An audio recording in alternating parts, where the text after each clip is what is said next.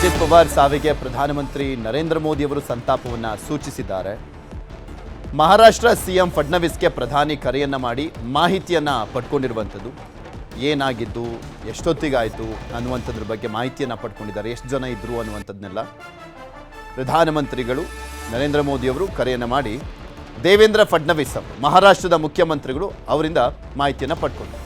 ಎಕ್ಸ್ನಲ್ಲಿ ಪೋಸ್ಟನ್ನು ಕೂಡ ಮಾಡಿದ್ದಾರೆ. ಅಜಿತ್ ಪವಾರ್ ಜನಸಾಮಾನ್ಯರ ಧ್ವನಿಯಾಗಿದ್ದರು, ಅವರ ಅಕಾಲಿಕ ನಿಧನ ತೀವ್ರ ಆಘಾತಕಾರಿ ಅಂತ ಪ್ರಧಾನಮಂತ್ರಿಗಳು ಅಜಿತ್ ಪವಾರ್ ಅವರ ಬಗ್ಗೆ ಬಣ್ಣಿಸಿದ್ದಾರೆ. ಈ ಒಂದು ಆಘಾತ ಅಪಘಾತ ಎಲ್ರಿಗೂ ಸಹಜವಾಗಿ ಒಂದು ದೊಡ್ಡ ಆತಂಕವನ್ನು ಕೂಡ ತಂದಿಡುತ್ತೆ, ಆಘಾತವನ್ನು ಕೂಡ ತರುತ್ತೆ. ಬಟ್ ಏನೇ ಇದ್ರೂ ಕೂಡ one of the most safest travel mode ಅಂದರೆ ಅದು ವಿಮಾನಯಾನನೇ. ಆದರೆ ಕೆಲವೊಂದು ಘಟನೆಗಳು ನಡೆದಂಥ ಸಂದರ್ಭದಲ್ಲಿ ಸಹಜವಾಗಿ ಒಂದು ಆತಂಕ ಕ್ರಿಯೇಟ್ ಆಗುತ್ತೆ ಅಲ್ಲಿ. ಇದೇ ವಿಚಾರಕ್ಕೆ ಸಂಬಂಧಪಟ್ಟಂತೆ ಮಾತನಾಡ್ತಾ ಹೋಗೋಣ. ನಮ್ಮ ಜೊತೆ ನಿವೃತ್ತ ಸೇನಾಧಿಕಾರಿಗಳಾಗಿರುವಂಥ group captain Ganesh Ravikumar sir ನೇರ ಸಂಪರ್ಕದಲ್ಲಿ ಜಾಯ್ನ್ ಆದರೆ. ಸರ್, ಕಾರ್ಯಕ್ರಮಕ್ಕೆ ಸ್ವಾಗತ ನಿಮಗೆ. ಇದೊಂದು ದೊಡ್ಡ ಆಘಾತ.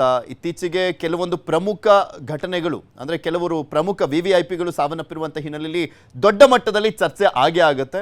ಸಹಜವಾಗಿ ಅಜಿತ್ ಪವಾರ್ ಕೂಡ ಸಾವನ್ನಪ್ಪಿರುವಂಥ ಸಂದರ್ಭದಲ್ಲಿ ಇದು ಚರ್ಚೆ ಆಗ್ತಾ ಇರುವಂಥದ್ದು. ನಿಮಗನ್ಸ್ದಂಗೆ ಏನು ಅನಿಸ್ತದೆ, ಆ ಒಂದು ಘಟನೆಗೆ ಏನು ಕಾರಣ ಇರ್ಬೋದು, ಏನೆಲ್ಲ ಕಾರಣಗಳು ಹುಡುಕ್ಬೋದು, ಏನು ಊಹೆಗಳನ್ನು ಮಾಡ್ಬೋದು ಅಂತ?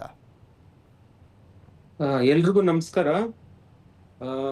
ಈಗ ಆಗಿರೋ ಘಟನೆ ತುಂಬಾ ದುಃಖದ ಘಟನೆ. ಇದು ಈ ಏರ್ಕ್ರಾಫ್ಟ್ ಬಗ್ಗೆ ಗೊತ್ತಾಗ್ಬೇಕು ಅಂತಂದ್ರೆ, ಇದು one of the most safest aircraft. ಇದು ಬೊಂಬಾರ್ಡಿಯರ್ ಅವ್ರು ಮಾಡಿರೋ ಏರ್ಕ್ರಾಫ್ಟ್, ಲಿಯರ್ ಜೆಟ್ 45XR ಅಂತ.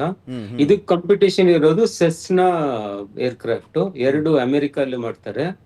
ಅಂಡ್ ಇದ್ರದ್ದು ಫ್ಲೈಯಿಂಗ್ ರೆಕಾರ್ಡ್ ಎಲ್ಲ ನಾವು ಚೆಕ್ ಮಾಡಿದ್ರೆ the most safest platform flying in the world are these two. ಈ ಮತ್ತೆ ಈ ಎರಡು ಏರ್ಕ್ರಾಫ್ಟ್ ಇನ್ ಪರ್ಫಾರ್ಮೆನ್ಸ್ ಎಲ್ಲ ನೋಡಿದ್ರೆ the distance which it can cover, speed attain ಮಾಡೋದು, ಮತ್ತೆ ಹೈ ಆಲ್ಟಿಟ್ಯೂಡ್. ಈ ಏರ್ಕ್ರಾಫ್ಟ್ ಇಂದು ಸರ್ವಿಸ್ ಲೈಫ್ ಎಲ್ಲ ಒಂದು 35-40 ವರ್ಷ ಇರುತ್ತೆ. ಮತ್ತೆ ಅವರು ಮಧ್ಯದಲ್ಲಿ ಓವರ್ ಆಲ್ ಎಲ್ಲ ಮಾಡಿದ್ರೆ ಹೊಸ ಏರ್ಕ್ರಾಫ್ಟ್ ತರಾನೇ ಆಗುತ್ತೆ. ಅದು you can keep using it. ಈ ಪ್ರೆಸೆಂಟ್ ಕೇಸ್ ಅಲ್ಲಿ ಈ ಏರ್ಕ್ರಾಫ್ಟ್ ಮುಂಬೈಯಿಂದ ಟೇಕ್ ಆಫ್ ಆಗಿ ಬಾರಾಮತಿಗೆ ಹೋಗ್ಬೇಕಾಗಿತ್ತು. ಫ್ಲೈಟ್ ಕ್ಲಿಯರೆನ್ಸ್ ಕೊಟ್ಟಾಗೆಲ್ಲ ಇದು ವೆದರ್ ಡೆಸ್ಟಿನೇಷನ್ ವೆದರ್ ಅಂತಾರೆ. ಈಗ ನಾವು ಬಾಂಬೆ ಬಾರಾಮತಿ ಹೋದ್ರೆ Baramati is the destination point. ಅಲ್ಲೂ ವೆದರ್ ಎಲ್ಲ ಸರಿ ಇತ್ತು. ಅದಾದ್ಮೇಲೆ ಇವ್ರಿಗೆ ಕ್ಲಿಯರೆನ್ಸ್ ಕೊಟ್ಟಿದ್ದಾರೆ. ಟೇಕ್ ಆಫ್ ಮತ್ತೆ ಫ್ಲೈಟ್ ಸ್ಟೇಟಸ್ ಅಲ್ಲಿ 40 ಮಿನಿಟ್ಸ್ ಡ್ಯೂರೇಷನ್ ಏನಿತ್ತು ಅದ್ರಲ್ಲಿ ಎಲ್ಲ ಸೇಫ್ ಆಗಿ ಇದ್ದಿದ್ದು. ಲ್ಯಾಂಡಿಂಗ್ ಟೈಮ್ ಅಲ್ಲಿ what inputs have been obtained as of now ಎಲ್ಲ ಪ್ರಿಲಿಮಿನರಿನೇ. ಡೀಟೇಲ್ ಆಗಿ ನಾವು ಬ್ಲಾಕ್ ಬಾಕ್ಸ್ ಮತ್ತೆ ಬೇರೆ ಡೀಟೇಲ್ಸ್ ಎಲ್ಲ ಚೆಕ್ ಮಾಡಿದ್ರೆ ಎಕ್ಸಾಕ್ಟ್ ಡೀಟೇಲ್ಸ್ ಗೊತ್ತಾಗುತ್ತೆ. What has been informed is during landing the aircraft has gone out of control. Out of control ಅಂದ್ರೆ ಪೈಲಟ್ ಕಂಟ್ರೋಲ್ ಮಾಡಿ ರೆಗ್ಯುಲೇಟೆಡ್ ಸ್ಪೀಡ್ ಮತ್ತೆ ಆಟಿಟ್ಯೂಡ್ ಅಂದ್ರೆ ಯಾವ ಡೈರೆಕ್ಷನ್ ಅಲ್ಲಿ ಏರ್ಕ್ರಾಫ್ಟ್ ಹೋಗ್ಬೇಕು ಅಂತೇಳಿ ಅದನ್ನ ಗೈಡ್ ಮಾಡಿ ಇಳಿಸೋವಾಗ ಅವರು ಕಂಟ್ರೋಲ್ ಇಂದ ಹೋಗಿದೆ. ಅದಕ್ಕಾಗಿ just before touch down it has crashed. Crash ಆಗಿರೋದು ರನ್ವೇ ಇಂದ ಸೈಡ್ ಹೋಗಿ ಅದು ಸಣ್ಣ ಗುಡ್ಡೆ ತರ ಇದೆ, ಅದಕ್ಕೆ ಹೋಗಿ ಇದಾಗಿದೆ. ಇಂಥ ತರ ಕ್ರಾಶ್ ಆಗಿ ಆ ತರ ಡೆಬ್ರಿಸ್ ಎಲ್ಲ ನಾವು ನೋಡಿದ್ರೆ ಸರ್ವೈವಲ್ ರೇಟ್ ಆಲ್ಮೋಸ್ಟ್ ಝೀರೋನೇ. ಅದೇ ತರ ಆಗಿದೆ ರಿಸಲ್ಟ್ ಇಲ್ಲಿ. ಎಕ್ಸಾಕ್ಟ್ಲಿ. ಅಂದ್ರೆ ಈಗ ನಮಗೆ ಈಗ ವಿಮಾನದ ವಿಚಾರಕ್ಕೆ ಸಂಬಂಧಪಟ್ಟದ್ದು ನೋಡೋದಾದ್ರೆ ಒಂದು 5 ಗೆಸ್ ಅಂತೂ ಇರುತ್ತೆ. ಯಾವುದು ಈಗ ಪೈಲಟ್ ಎರರ್ ಏನಾದರೂ ಆಗಿರ್ಬೋದಾ, ಟೆಕ್ನಿಕಲ್ ಎರರ್ ಏನಾದರೂ ಆಗಿರ್ಬೋದಾ, ಅಥವಾ ಪಕ್ಷಿ ಯಾವುದಾದ್ರೂ ಡಿಕ್ಕಿ ಹೊಡೆದಿರುವಂಥ ಕಾರಣಕ್ಕೋಸ್ಕರ ಹಿಂಗೇನಾದರೂ ಆಗಿರುತ್ತಾ, ಅಥವಾ ಬ್ಯಾಡ್ ವೆದರಾ, ಅಥವಾ ಮೇಂಟೆನೆನ್ಸ್ ಪ್ರಾಬ್ಲಮ್ಮಾ, ಈ ರೀತಿಯಾಗಂತ ನೋಡ್ತಾ ಹೋಗ್ತಾ ಇರ್ತೀವಲ್ಲ. ಸೊ ಮೇನ್ ರೀಸನ್ಸ್ಗಳನ್ನು ಇದರಲ್ಲೇ ಹುಡ್ಕೋದಾದ್ರೆ ಅಂತ ಇದರಲ್ಲಿ ನಾವು ನೋಡಕ್ ಹೋದ್ರೆ weather wise it was all clear. Take off point ಇರ್ಲಿ, ಡೆಸ್ಟಿನೇಷನ್ ಇರ್ಲಿ, ಮತ್ತೆ ಏರ್ಕ್ರಾಫ್ಟ್ ಇನಿಷಿಯಲಿ ಅವರು ಚೆಕ್ ಮಾಡಿ ಕ್ಲಿಯರ್ ಮಾಡಿದಾಗ ಎಲ್ಲ ಸರಿನೇ ಇದ್ದಿದೆ. ಮತ್ತೆ ಪೈಲಟ್ ಏನಾನ ಪ್ರಾಬ್ಲಮ್ ಇದ್ದಿದ್ರೆ ಮೊದ್ಲೇ ಗೊತ್ತಾಗಿರೋದು, ಇಲ್ಲ ಏನ ಕಾಲ್ಸ್ ಬಂದಿರೋದು. ಈ ಹ್ಯಾಂಡ್ಲಿಂಗ್ ಪ್ರಾಬ್ಲಮ್ ಲಾಸ್ಟ್ ಅಲ್ಲಿ ಬಂದಿದ್ರಿಂದ ಇದರಲ್ಲಿ most probably the focused point is there has been some technical issue ಅಂತ ಹೇಳಿ. ಟೆಕ್ನಿಕಲ್ ಇಶ್ಯೂ ಅಂದ್ರೆ ಡ್ಯೂರಿಂಗ್ ಫ್ಲೈಟ್ ಕಂಟ್ರೋಲ್ ಸರ್ಫೇಸಸ್ ಇರತ್ತೆ ನೋಡಿ.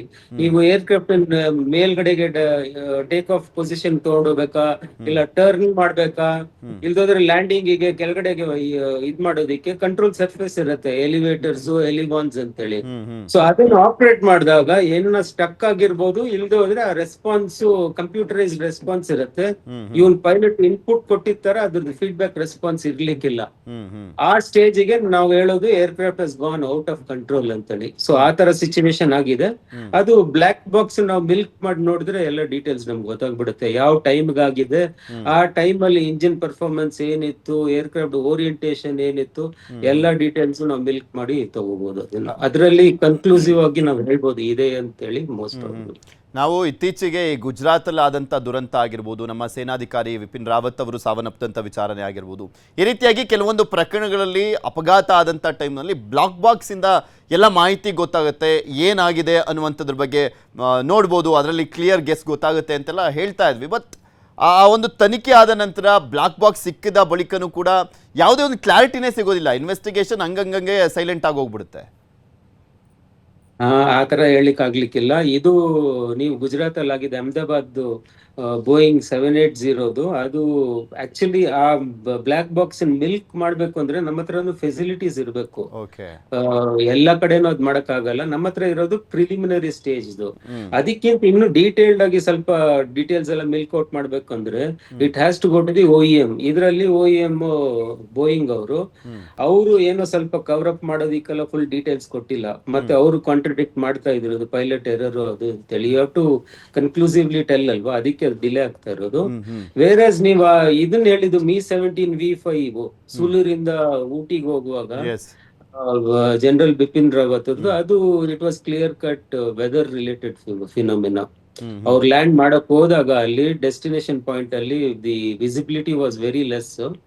ಮತ್ತೆ ಟ್ರಾನ್ಸಿಟ್ ಮಾಡುವಾಗ ಹಿಲ್ ಟಾಪ್ ಗೆ ಸ್ಟ್ರೈಟ್ ಆಗಿ ಫುಲ್ ಫ್ಲೈಟ್ ಅಲ್ಲಿ ಕಂಟ್ರೋಲ್ ಫ್ಲೈಟ್ ಇನ್ ಟು ಟೆರೇನ್ ಅಂತಾರೆ, CFIT ಅಂದ್ರೆ ಏರ್ಕ್ರಾಫ್ಟ್ ಫುಲ್ ಸ್ಪೀಡ್ ಅಲ್ಲಿ ಹೋಗಿ ಡೈರೆಕ್ಟ್ ಆಗಿ ಗುದ್ದು ಬಿಡೋ ತರದ್ದು. Most of the times full details ಬರುತ್ತೆ, ಇದ್ರದಂತೂ ಗೊತ್ತೇ ಆಗ್ಬಿಡುತ್ತೆ. ಈ aircraft in black box milking out ಎಲ್ಲ ಮಾಡಿ ನೋಡಿದ್ರೆ ಎಕ್ಸಾಕ್ಟ್ ರೀಸನ್ಸ್ ನಾವು ಕನ್ಕ್ಲೂಸಿವ್ ಆಗಿ ಹೇಳ್ಬೋದು. ಅಂದ್ರೆ ಇದು ಲ್ಯಾಂಡಿಂಗ್ ಸಂದರ್ಭದಲ್ಲಿ ಆಗಿದೆ ಅನ್ನುವಂಥದ್ರ ಬಗ್ಗೆ ಮಾಹಿತಿ ಇರುವಂತ ಹಿನ್ನೆಲೆಯಲ್ಲಿ ತುಂಬಾ ಫೋರ್ಸ್ಫುಲಿ ಬಿದ್ದಂಥ ಸಂದರ್ಭದಲ್ಲೇ ಈ ರೀತಿಯಾಗಿ ಬೆಂಕಿ ಎಲ್ಲ ಹೊತ್ಕೊಂಡು ಹಂಗಾಗಿರ್ಬೋದು ಅಂತನಾ, ಅಥವಾ ಆ ಕಾರಣಗಳನ್ನು ನೋಡಿದ್ರೆ ಅಂದರೆ ವೈಟ್ ಪೆಟ್ರೋಲ್ ಎಲ್ಲ ಇರುತ್ತಲ್ಲ, ಆ ಬಾಕ್ಸ್ ಹೇಗೆ ಓಪನ್ ಆಗುತ್ತೆ, ಅದು ಹೇಗೆ ಬೆಂಕಿ ದಿಢೀರಂತ ಹೊತ್ಕೊಳ್ಳುತ್ತೆ, ಅದ್ರ ಬಗ್ಗೆ ನೋಡಿದ್ರೆ ಸರ್? ಅದೇ ಇದು ನಿಮ್ಗೆ ಗೊತ್ತಿದ್ದ ತರ ಇವರು ಬಾಂಬೆಯಿಂದ ಬಾರಾಮತಿ ಹೋಗಿ ಮತ್ತೆ ಮುಂದೆ ಒಂದ್ 2 ಕಡೆ ಹೋಗ್ಬೇಕಿತ್ತು. So most probably aircraft must have been refuelled to the full capacity, ಅಂದ್ರೆ ಫುಲ್ ಫ್ಯೂಲ್ ಅಲ್ಲಿ, so that they can do the sorties and come back ಅಂತ. ಮತ್ತೆ ಲ್ಯಾಂಡಿಂಗ್ ಟೈಮ್ ಅಲ್ಲಿ ಆ aircraft fully out of control ಹೋಗಿದ್ರಿಂದಾನೇ ಅದು direct ಆಗಿ impact ಆಗಿದೆ ಗ್ರೌಂಡ್ ಗೆ. ಅಕಸ್ಮಾತ್ ಪಾರ್ಷಿಯಲ್ ಕಂಟ್ರೋಲ್ ಇದ್ದಿದ್ರು pilot would have control to see that ಸ್ವಲ್ಪ ಟಚ್ ಆಗಿ ಇಲ್ಲ ರನ್ವೇ ಬಿಟ್ಟು ಸೈಡ್ ಹೋಗದೆ ಇರೋ ತರ ಹೋಲ್ಡ್ ಮಾಡಿದ್ರೆ ನಿಮ್ದು ಬೆಲಿ ಪೋರ್ಷನ್ ರನ್ವೇ ಟಚ್ ಆಗಿ ಈ ತರದ ಡ್ಯಾಮೇಜ್ ಬರಲ್ಲ. ಇದು ಫುಲ್ ಕಂಟ್ರೋಲ್ ಹೋಗಿದೆ ಅವರಿಗೆ, ಅದು ಡೈರೆಕ್ಟ್ ಆಗಿ ಹೋಗಿ ಸ್ಟೋನ್ ಬೀಳೋ ತರ ಹೇಳ್ತೀವಲ್ವಾ, ಕಲ್ಲು ಕೆಳಗಡೆ ಬೀಳ್ಸಿದ್ರೆ ಹೇಗಿದೆ ವಿತೌಟ್ ಕಂಟ್ರೋಲ್ ಹೋಗಿ ಬೀಳೋದ್ರ, ಅದರಲ್ಲಿ ಇಂಪ್ಯಾಕ್ಟ್ ಡ್ಯಾಮೇಜ್. ಮತ್ತೆ ನೀವು ಡೆಬ್ರಿಸ್ ಎಲ್ಲ ನೋಡಿದ್ರೆ ಇಂಜಿನ್ ಎಲ್ಲ ಫುಲ್ ಕಿತ್ಕೊಂಡ್ ಬಂದ್ಬಿಟ್ಟಿದೆ, ಮತ್ತೆ ಹಿಂದ್ಗಡೆ portion air frame full damage ಆಗಿದೆ, ಮತ್ತೆ ನೀವ್ ಹೇಳಿದ ತರ ಬೆಂಕಿನೂ ಆಗಿದೆ. ಇದರಲ್ಲಿ ಸರ್ವೈವಲ್ ಚಾನ್ಸಸ್ ಎಲ್ಲ ಆಸ್ ಗುಡ್ ಆಸ್ ನಿಲ್ ಅಷ್ಟೇ, ಅದೇ ತರನೇ ಆಗಿದೆ. ಈ ಮೇಲಿಂದ ಕಲ್ಲು ಬಿಸಾಕಿದ್ರೆ ಯಾವ ರೀತಿಯ ಒಂದೇ ಸಲಿ ದಬಕ್ಕಂತ ಬಿದ್ಬಿಟ್ಟು ಅದು ಕಂಪ್ಲೀಟ್ ಆಗಿ ಗಾನ್ ಆಗೋ ತರ ಕಾಣಿಸ್ತಾ ಇರುತ್ತಲ್ಲ, ಆ ರೀತಿಯಾಗಿ ಆಗೋಗಿದೆ ಇಲ್ಲಿ. ಹೌದೌದು, ಆ ತರ ಸಿಚುವೇಶನ್. ಇಲ್ಲಿ ಚಾನ್ಸಸ್ ಇರಲ್ವಾ ಸರ್ವೈವ್ ಆಗ್ಲಿಕ್ಕೆ? ಈ ತರ ಇದ್ರಲ್ಲಿ ತುಂಬಾನೇ ಕಮ್ಮಿ ಚಾನ್ಸಸ್. ನಮ್ದು ಈಗ ನೀವ್ ಹೇಳಿದ ತರ ಅಹಮದಾಬಾದ್ ಅಲ್ಲಿ ಆಗಿದ್ದ ಕ್ರಾಶ್ ಅಲ್ಲಿ ಒಬ್ರು ಸರ್ವೈವ್ ಆಗಿದ್ದು ಎಲ್ಲ ಒಂಥರ ಮಿರಾಕಲ್ ಅಂತ ಹೇಳ್ಬೋದು. ಅವರ ಎಮರ್ಜೆನ್ಸಿ ಎಕ್ಸಿಟ್ ಅದ್ರಲ್ಲಿ ಇದ್ದಿದ್ರಿಂದ ಸೀಟ್ ಏನ ಡಿಸ್ಲಾಡ್ಜ್ ಆಗಿ it must have got throne out. ಆ ತರ ಸಿಚುವೇಶನ್ ಅಲ್ಲಿ ಮಾತ್ರ ಏನಾನ ಒಂದ್ ಸ್ವಲ್ಪ ರೇ ಆಫ್ ಹೋಪ್ ಇರುತ್ತೆ ಆಗತ್ತೆ ಅಂತೇಳಿ. ಬಟ್ ಇಂಥ ತರ ಕ್ರಾಶ್ ಅಲ್ಲ ತುಂಬಾನೇ ಕಮ್ಮಿ ಚಾನ್ಸಸ್ ಯಾರು ಸರ್ವೈವರ್ಗೆ. ಸರ್, ಇದು ಕೆಲವೊಮ್ಮೆ ಲಾಕ್ ಆಗುತ್ತೆ ಅದು ಇದು ಅಂದರೆ ನಾವು ರನ್ನಿಂಗ್ ಟೈಮ್ನಲ್ಲಿ ಆಗುತ್ತಲ್ಲ, ಮುಂಚೆನೇ ಅದು ಯಾವುದು ಕೂಡ ಚೆಕ್ಕಿಂಗ್ಸ್ ಎಲ್ಲ ಅಂದರೆ ದೊಡ್ಡ ದೊಡ್ಡ VVIPs ಎಲ್ಲ ಹೋಗುವಂಥ ಸಂದರ್ಭದಲ್ಲಿ one of the most safest chartered flight ಅನ್ನುವಂಥದ್ದನ್ನ ಕೂಡ ನೀವು ಹೇಳ್ತಾ ಇದ್ರಿ, ಅದೆಲ್ಲವನ್ನೂ ಕೂಡ ಚೆಕ್ ಮಾಡೇ ಫ್ಲೈ ಮಾಡಿರ್ತಾರಲ್ವಾ? 100% ಇದು. ಈಗ ನೀವು ಏರ್ಕ್ರಾಫ್ಟ್ ಪೈಲಟ್ ಹೇಗೆ ಆಪರೇಟ್ ಮಾಡ್ತಾರೋ ಅದೇ ತರದ್ದು ಚೆಕ್ಸ್ ಗ್ರೌಂಡ್ ಅಲ್ಲಿ ಮಾಡ್ತಾರೆ ಅವರು. ಹ್ಮ್ ಪ್ರೀ ಫ್ಲೈಟ್ ಇನ್ಸ್ಪೆಕ್ಷನ್ ಅಂತ ಹೇಳ್ತಾರೆ. ಆ ಟೈಮ್ ಅಲ್ಲಿ ನೀವು ಇಂಜಿನ್ ಪರ್ಫಾರ್ಮೆನ್ಸ್ ಇರ್ಲಿ ಇಲ್ಲ all the aviation component avionics ಇರತ್ತಲ್ವಾ, ನಿಮ್ಗೆ ಒಂದ್ ಕಡೆ ಇನ್ನೊಂದ್ ಕಡೆ ಹೋಗೋದ್ರೆ ಡೈರೆಕ್ಷನ್ ತೋರ್ಸೋದು, ಹೈಟು, ರೋಲು, ಆ ಸಿಸ್ಟಮ್ಸ್ ಎಲ್ಲ ಗ್ರೌಂಡ್ ಅಲ್ಲೇ ಚೆಕ್ ಮಾಡ್ತಾರೆ. ಅದೆಲ್ಲ ಆದ್ಮೇಲೆನೆ ಫ್ಲೈಟ್ ಅನ್ನ ಕ್ಲಿಯರ್ ಮಾಡೋದು ಅವರು ಟೇಕ್ ಆಫ್ ಮಾಡೋದಿಕ್ಕೆ. ಅದ್ ಮಾಡೋವರೆಗೂ ಮಾಡಲ್ಲ. ಮತ್ತೆ VVIP ಫ್ಲೈಟ್ ಅಂತಂದ್ರೆ ಈಗ ನಾವು ಪ್ರೆಸಿಡೆಂಟ್ ಪ್ರೈಮ್ ಮಿನಿಸ್ಟರ್ ಎಲ್ಲ ಹೋಗ್ತಾರಲ್ವಾ, ಈಗ ನಾವು ಯಾವಾಗ ನಮ್ ವೆಹಿಕಲ್ ಅನ್ನೆಲ್ಲ ಸರ್ವಿಸ್ ಮಾಡ್ತೀವಿ, ಏನೋ ಪ್ರಾಬ್ಲಮ್ ಬಂತು ಇಲ್ಲ ಸ್ಟಿಪ್ಯುಲೇಟೆಡ್ ಟೈಮ್ ಲೈನ್ಸ್ ಇರುತ್ತೆ. 1000 ಕಿಲೋಮೀಟರ್ ಓಡಿಸಿದ್ರೆ ಸರ್ವಿಸ್ ಮಾಡಿಸ್ಬೇಕು 2000 ಅಂತೇಳಿ. ಈ VVIP ಫ್ಲೈಟ್ ಅಲ್ಲಿ ಈಗ ಸಾರ್ಟಿ ಇದೆ ಅಂತಂದ್ರೆ ಅದ್ರ ಮುಂಚೆ ಒಂದು ಪ್ರಿಲಿಮಿನರಿ ಚೆಕ್ ಮಾಡೇ ಮಾಡ್ತಾರೆ. ಅದು ಸರ್ವಿಸಿಂಗ್ ಡ್ಯೂ ಇರ್ಲಿ ಇಲ್ದೇ ಇರ್ಲಿ, ಈ ತರ ಸರ್ವಿಸಿಂಗ್ ಒಂದ್ ಮಾಡಿಸಿ ಕ್ಲಿಯರ್ ಮಾಡಿದ್ರೆ ಮಾತ್ರ ಅವ್ರಿಗೆ ಹೋಗೋದು. ಮತ್ತೆ VIP ಫ್ಲೈಟ್ಸ್ ಅಲ್ಲಿ ಮಿನಿಮಮ್ 2 ಇಂಜಿನ್ ಇರ್ಬೇಕು. ಸಿಂಗಲ್ ಇಂಜಿನ್ ಇದ್ರೆ ಅವರು ಅದ್ರಲ್ಲಿ ಹೋಗಲ್ಲ, ಯಾಕಂದ್ರೆ ಒಂದಕ್ಕೆ ಸ್ಟ್ಯಾಂಡ್ ಬೈ ಇನ್ನೊಂದು ಇರುತ್ತೆ ಅಂತೇಳಿ. ಬೈ ಚಾನ್ಸ್ ಒಂದೇನೋ ಮಿಡ್ ಫ್ಲೈಟ್ ಅಲ್ಲಿ ಫೇಲಿಯರ್ ಇತ್ತು ಅಂತಂದ್ರು ಸ್ವಲ್ಪ ಕಂಟ್ರೋಲ್ ಮಾಡಿ ಲ್ಯಾಂಡ್ ಮಾಡ್ಬೋದು ಅಂತ. ಆತರ ವಿಷಯದಲ್ಲಿ ಏರ್ಕ್ರಾಫ್ಟ್ ನಾವು ಇದ್ ಮಾಡಕ್ಕಾಗಲ್ಲ. ಅವ್ರು ಟೇಕ್ ಆಫ್ ಮಾಡಿದಾಗ ಏರ್ಕ್ರಾಫ್ಟ್ ವಾಸ್ ಫುಲ್ಲಿ ಸರ್ವಿಸಬಲ್. ಮಧ್ಯದಲ್ಲಿ ಅದು ಹಾರ್ಕೊಂಡು ಹೋದಾಗ ಏನ ಕ್ರಾಪ್ ಅಪ್ ಆಗಿದ್ರೆ ಡಿಫೆಕ್ಟ್ಸ್ ಅದು ಯಾವಾಗ್ಲೂ you can tell that. And control surface ಅಲ್ಲಿ ಈ ತರ ಕಂಟ್ರೋಲ್ ಬರ್ದೇ ಇರೋದು ಅಂತಂದ್ರೆ you have to literally find out ಯಾವ ಕಂಟ್ರೋಲ್ ಸರ್ಫೇಸ್ ಯಾಕೆ ಸ್ಟಕ್ ಆಗಿತ್ತಾ ಇಲ್ಲ ಎಷ್ಟು ಮೂವ್ ಆಗ್ಬೇಕಿತ್ತು ಅಷ್ಟ ಆಗಿಲ್ವಾ, ಆ ಡೀಟೇಲ್ಸ್ ಎಲ್ಲ ಬ್ಲಾಕ್ ಬಾಕ್ಸ್ ನಾವು ಮಿಲ್ಕ್ ಮಾಡಿದ್ರೆ ಗೊತ್ತಾಗತ್ತೆ. ಈವನ್ ಟೆಕ್ನಿಕಲ್ ರೀಸನ್ಸು ಕೂಡ ಬ್ಲಾಕ್ ಬಾಕ್ಸಲ್ಲಿ ಗೊತ್ತಾಗುತ್ತೆ ಸರ್. 2 ಬ್ಲಾಕ್ ಬಾಕ್ಸ್ ಇರುತ್ತೆ ಅನ್ನೋ ಅಂಥದ್ದನ್ನ ನಾವು ಈ ಮುಂಚೆ ನೋಡ್ತಾ ಇದ್ವಿ, ಈ ಗುಜರಾತ್ ಫ್ಲೈಟ್ ದುರಂತ ಆದಂಥ ಸಂದರ್ಭದಲ್ಲಿ. ಹೌದು, ಇದರಲ್ಲೂ ಬ್ಲಾಕ್ ಸೇಮ್ ಹಾಗೆ. ಬಾಕ್ಸ್ 2 ಬಾಕ್ಸ್ ಅಂದ್ರೆ ಒಂದು ಫ್ಲೈಟ್ ಡಾಟಾ ರೆಕಾರ್ಡರ್ ಅಂತಾರೆ, ಇನ್ನೊಂದು cockpit voice recorder. So flight data recorder ಅಲ್ಲಿ ಒಂದು ಇಂಪಾರ್ಟೆಂಟ್ ಪ್ಯಾರಾಮೀಟರ್ಸ್, ಇಂಜಿನ್ ಆಪರೇಟ್ ಆಗ್ತಾ ಇದ್ರೆ ಎಷ್ಟು RPM ಅಲ್ಲಿ ಆಪರೇಟ್ ಆಗ್ತಾ ಇದೆ, ಎಷ್ಟಿದೆ ಫ್ಯೂಲ್ ಕನ್ಸಂಪ್ಷನ್ ಆ ಸ್ಟೇಜ್ ಅಲ್ಲಿ, ಇನ್ನೊಂದು ಏರ್ ಕ್ರಾಫ್ಟ್ ಲೆವೆಲ್ ಆಗಿ ಫ್ಲೈ ಆಗ್ತಾ ಇದೆಯಾ ಇಲ್ಲ ಒಂದ್ ಕಡೆಗೆ ವಾಲ್ಕೊಂಡು ಫ್ಲೈ ಆಗ್ತಾ ಇದೆಯಾ, ಮತ್ತೆ ಕಂಟ್ರೋಲ್ ಸರ್ಫೇಸ್ ಎಲ್ಲ ಯಾವ ಡಿಗ್ರಿಯಲ್ಲಿ ಇರ್ಬೇಕು ಅಷ್ಟ್ರಲ್ಲಿ ಇದೆಯಾ ಇಲ್ವಾ, ಮತ್ತೆ ಇಂಜಿನ್ ಆಯಿಲ್ ಪ್ರೆಷರ್ ಎಷ್ಟಿದೆ, ಫ್ಯೂಲ್ ಪ್ರೆಷರ್ ಎಷ್ಟಿದೆ, ಮತ್ತೆ ಯಾವ ಹೈಟ್ ಅಲ್ಲಿ ಏರ್ಕ್ರಾಫ್ಟ್ ಹೋಗ್ತಾ ಇದೆ, ಈ ತರ ಡೀಟೇಲ್ಸ್ ಎಲ್ಲ ಅದ್ರಲ್ಲಿ ಕ್ಯಾಪ್ಚರ್ ಆಗುತ್ತೆ. ಒಂದು ಕಂಟಿನ್ಯೂಸ್ ಪ್ಯಾರಾಮೀಟರ್ಸ್ ಇರುತ್ತೆ, like engine RPM, height, lowering of ಇದು ನೋಸ್ ಅಪ್ ಎಲ್ಲ ಕಂಟಿನ್ಯೂಸ್ ಆಗಿ ರೆಕಾರ್ಡ್ ಆಗುತ್ತೆ.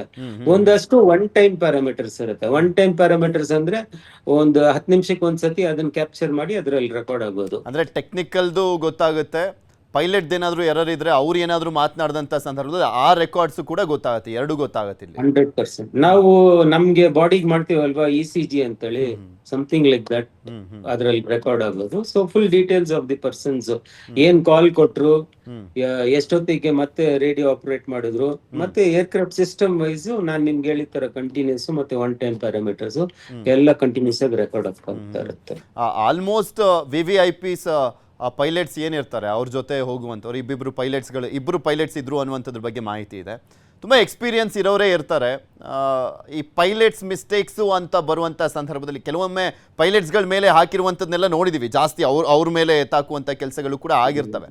ಬಟ್ ಆ ಮಿಸ್ಟೇಕ್ಸ್ ಬಗ್ಗೆ ನೋಡೋದಾದ್ರೆ ಸರ್, ಈ ತರ ಇದ್ರಲ್ಲಿ ಆತರ ಮಿಸ್ಟೇಕ್ ಮಾಡೋದಿಕ್ಕೆ ತುಂಬಾ ಚಾನ್ಸಸ್ ಇಲ್ಲ. ಈಗ ನೀವ್ ನೋಡಿ, ಇದೇ ಸೇಮ್ ಏರ್ಕ್ರಾಫ್ಟ್ ಏನು ಲೇ ಅಲ್ಲಿ ಹೋಗಿ ಲ್ಯಾಂಡ್ ಆಗಿತ್ತು, ಹೈ ಆಲ್ಟಿಟ್ಯೂಡ್ ಅಲ್ಲಿ ಟೆಂಪರೇಚರ್ ಕಮ್ಮಿ ಇದ್ದಾಗ ಇಲ್ಲ ಫಾಗ್ ಇರೋ ಸಿಚುಯೇಷನ್ ಅಲ್ಲಿ ಇದ್ದಾಗ ಅಂತೇಳಿ, ಇದು ಟೇಕ್ ಆಫ್ ಆಗಿದ್ದು ಬಾಂಬೆಯಿಂದ ಹೋಗ್ತಾ ಇರೋದು ಬಾರಾಮತಿಗೆ, ಮತ್ತೆ ಅದು ಫುಲ್ ಫ್ಲೆಡ್ಜ್ಡ್ ಏರ್ಪೋರ್ಟ್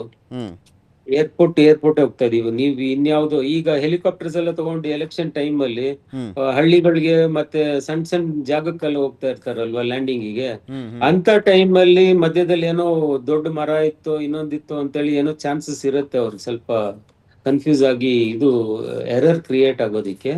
ಇದು one place to other place ಈ ಚಾನ್ಸಸ್ ತುಂಬಾ ಕಮ್ಮಿ.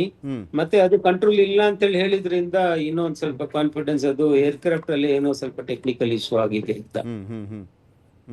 Sir, one of the most safest mode of travel ಅಂದರೆ ಈಗಷ್ಟೇ ನೀವು ಕೂಡ ಹೇಳ್ತಾ ಇದ್ರಿ ವಿಮಾನಯಾನ.